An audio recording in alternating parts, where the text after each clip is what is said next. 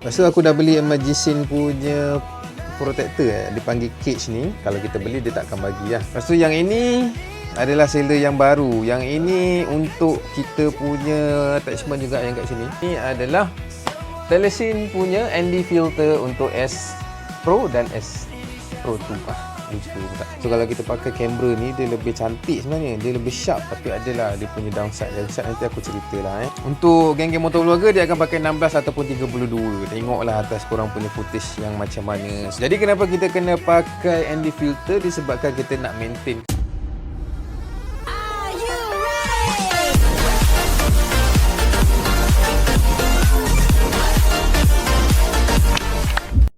So welcome back to my guys. So video kali ini korang pun tahu aku dah pakai yang ini. Ini adalah kamera daripada Insta360 S Pro 2. Yang ini Marc Marquez punya edition. Kenapa tak nampak? Oh, aku tak buka lampu kat sini. Sekejap buka lampu dulu, barulah boleh nampak. Boom. Nampak? Okay. Lampu belah tepi ni kalau tak buka dia akan jadi kosong. Yang ni dia akan jadi terang sikit. Ui, berminyak-minyak lah muka aku Tapi janganlah bagi dia terlalu terang. Bagi dia ada, orang kata apa, adalah sedikit dekat sini kan. Okey, so bila aku tunjuk nampaklah dia belah sini kan. Gitu. So ini adalah Insta360 S Pro yang aku dah pakai dalam seminggu ni. Jadi apa yang best dengan kamera ni dia boleh record up to 8K. Lepas tu dia ada pure video. Video malam dia memang cun gila. Memang sharp gila, memang cun lah senang cerita. Lepas tu dia ada flip up dekat sini. Jadi kalau kau nak buat vlog, boleh lah nampak kau punya ni kan, muka kat sini. Yang ni 2.5 inch. Memang besar lah juga sebenarnya dia punya screen tu. Lepas tu aku dah beli Magisin punya protector dipanggil cage ni. Kalau kita beli dia tak akan bagi lah. So senang saja cara korang nak buka dia, korang kena tolak ke depan lah sebenarnya. Ni ketat sangat ni. What happened? Oh, ada benda ni, ya Allah, aku terlupa. Yang ni pun aku baru beli, sekejap lagi aku cerita. Okey, barulah senang, ya Allah. Hai kau. Okey, dia dapat kamera. Yang ini dia punya cage. Cage ni daripada Magisin. Lepas tu yang ini adalah seller yang baru. Yang ini untuk kita punya attachment juga yang kat sini. Okay, bila kita attach dia kat sini, dia senang lah sebab dia ada tu kan, ada screw quarter inch tu. Jadi kalau korang ada tripod ke, bolehlah pusing-pusing. Tripod tak ada pula. Oh, lupa, tengah pakai. Okay, apa yang paling best, dia ada ni juga. Tada! Yeah, yang ini kita boleh mountkan kat kita punya tu lah, adapter tu kan. Kalau tak nak, boleh masuk dekat kita punya tripod pun boleh, tak ada masalah. Sebab itulah aku beli yang ni. Yang ini adalah daripada JJC. Ya, betul. JJC. JJC. Okay. Tapi aku tak nak cerita pun semua benda tu sebenarnya hari ini. Sebabnya aku nak cerita pasal benda ini saja. Yang ini adalah Telesin punya ND filter untuk S Pro dan S Pro 2. Lupa pula. Okay, apa yang korang akan dapat dalam ni? Ni sebenarnya ND filter ni adalah untuk bagi kau punya footage tu cantik lah, video kau cantik. Bila kau naik motor, dia akan nampak cinematic look. Lepas tu dia akan nampak blur-blur kat tepi tu kan. So kalau kita pakai kamera ni, dia lebih cantik sebenarnya, dia lebih sharp. Tapi adalah dia punya downside nanti aku ceritalah. Kita cerita yang best-best dulu. So korang akan dapat dia punya kain ini. Ini adalah kain untuk lap korang punya segala jenis ND filter. So this is Telesin ND filter guys. Ini yang pertama, kau akan ada CPL. Dia ada tulislah bawah tu. Okay, CPL. CPL ni adalah polarized lens. Polarized lens dia akan, kalau yang silau-silau dia akan block silau. Dan juga biasanya untuk yang pemancing lah, kaki pancing, kaki joran kan. Kau nampak kau punya sungai ataupun pantai tu terlalu macam cermin, dia akan block cermin tu. Silau, dia akan block silau, yes. Lepas tu dekat ND ni dia ada 8, 16 dan 32. Okay, ND filter. ND filter maksudnya neutral density. Ini adalah ND8. ND8 ni biasanya untuk cloudy lah. Cloudy tu macam mendung-mendung hari boleh pakai. Lepas tu yang ini adalah untuk 16. 16 ni kita boleh pakai untuk kalau yang tengah siang. So kalau terlalu terang sangat tengah hari kan, korang boleh pakai ND32. So yang 32 ni dia fair, dia tak terlalu gelap sangat. Biasanya aku akan pakai ND16 ni lah. Kenapa ND16? Sebab dia boleh pakai time tengah hari yang betul-betul tengah hari, dan juga time gelap pun dia tak gelap sangat. Sebab tu aku suka pakai 16 saja. So mana-mana ride pun aku akan bawa ND16 saja. Aku tak bawa ND yang lebih pada tu. CPL pun aku tak pakai. Biasanya CPL kalau kita pergi pantai ke, pergi swimming pool ke kan, kan ada dia punya reflection tu kan. Kita tak nak reflection tu, boleh pakai CPL. Untuk yang pergi pantai lah. Untuk geng-geng motor vlogger, dia akan pakai 16 ataupun 32. Tengoklah atas korang punya footage yang macam mana. So kita ada kamera ni. Kita bukakan saja dekat sini. Gitu. Okay, ni getah ni kita boleh pakai sebab nanti kan dia tak boleh nak muat. So ambil kau punya ND filter. Kita masukkan sahaja macam ni. Oh yeah. Ui, pecah. Tak. Asal dia bunyi perap macam tu. Risau lah. Dah masukkan dah macam ni. So kalau kita nak buka saja dia macam tu lah. Sebab dia ada getah dekat dalam ni yang akan grip kita punya lens kat sini. Okay. Cumanya getah tadi kita kena buka sebabnya dia terlalu ketat nanti. Nampak? Dia ngam-ngamsoi saja kat tepi ni. Kita tekan je lah.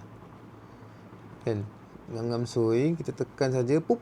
Yes, I like that bro. So ni adalah dia punya glass protector lah. Kita buka saja. Oh damn. So dia memang gelap. So kalau ada cop jari, kita pakai kain dia yang dia berikan. Yang ini microfiber towel kot rasanya.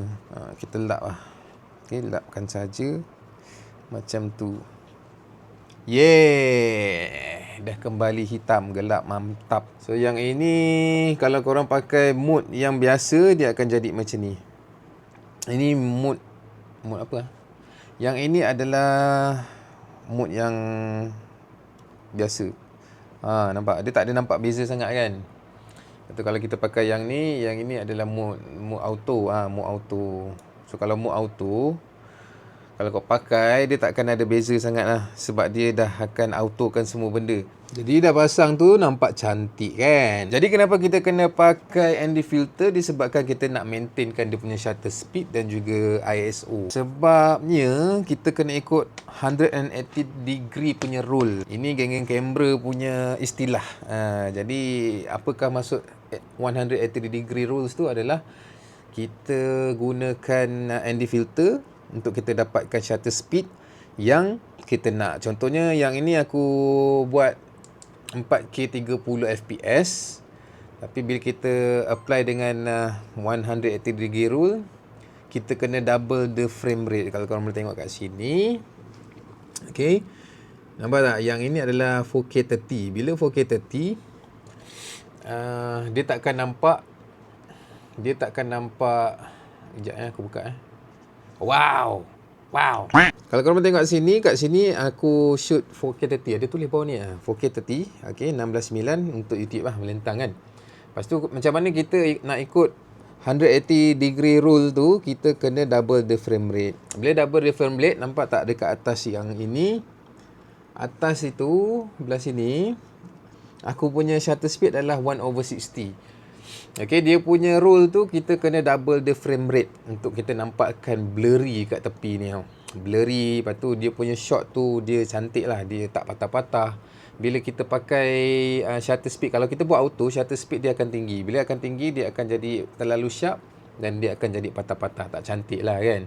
So apa yang kita perlu buat, ikut 180 degree rule tu, kita kena double the frame rate. 4K 30 kita jadikan 1/60.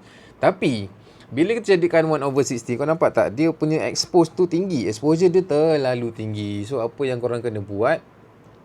Korang kena pakailah ND filter ni untuk tak nak bagi dia exposure dia terlalu cerah. Bila kita pakai, tengok contoh ini dah pakai. Nampak tak? Dia punya rupa tu cantik lah. Dia tak overexpose dah. Sebab itulah kita kena pakai ND filter. ND filter ni ibarat kita pakai spek.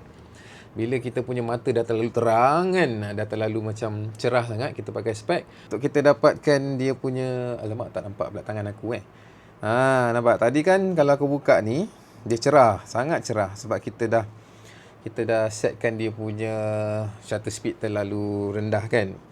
Yang ini kalau kita pakai spek, dia nampak lebih cantik guys. Itulah sedikit sebanyak yang aku boleh bagi tahu. Okey.